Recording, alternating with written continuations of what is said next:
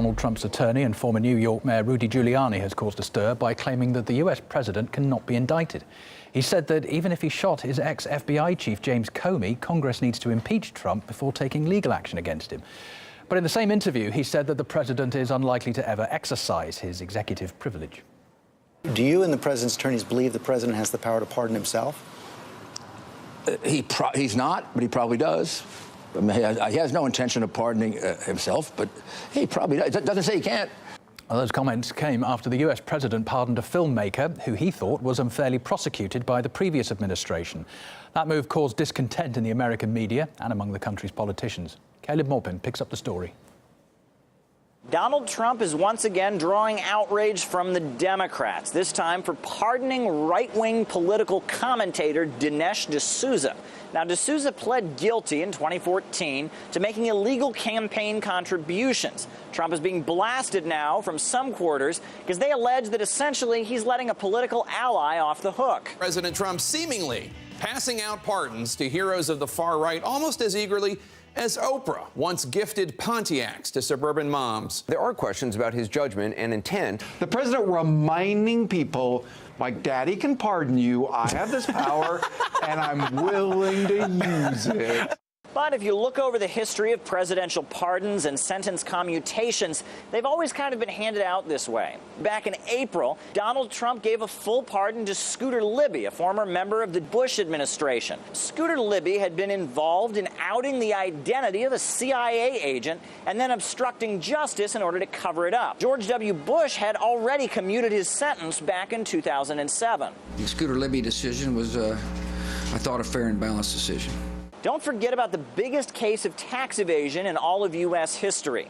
Mark Rich was convicted of defrauding the U.S. government of roughly $48 million. Rich was going to face 300 years in prison until Bill Clinton stepped in to give him a second chance. Now, it also happens that Mark Rich was a big contributor and supporter of Bill Clinton's presidential campaigns. Mark Rich was on the FBI's 10 most wanted list. Bill Clinton, on his last day in office, pardons him. A lot of people are shocked and surprised, including his political allies. Even after Mark Rich died, money from his estate continued flowing into Hillary Clinton's foundation. And then there was an investigation that determined there was no foul play between Mark Rich and the Clintons. Richard Nixon stepped down after it was revealed that he had spied on his political opponents and then obstructed justice in an attempt to cover it up.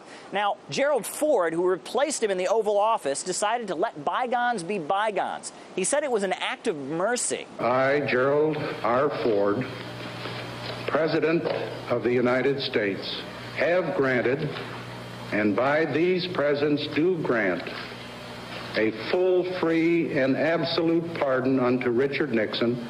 The first presidential pardon in U.S. history was handed down by George Washington to the leaders of a rebellion that had taken place at the time. The man, dubbed the Father of America, hoped that this act of forgiveness would help bring a new country together. But roll on 200 years, and it seems that presidential pardons and sentence commutations are a little less about honor and healing and a little more about you scratch my back and I'll scratch yours. Over centuries now, there's been a process evolved where you have something called the Office of the Pardon Attorney. People meticulously review the cases and decide which one should make it to the president's desk. Dinesh D'Souza, he was railroaded under the Obama administration. He was aggressively prosecuted for an offense that is generally not prosecuted to the level this one was.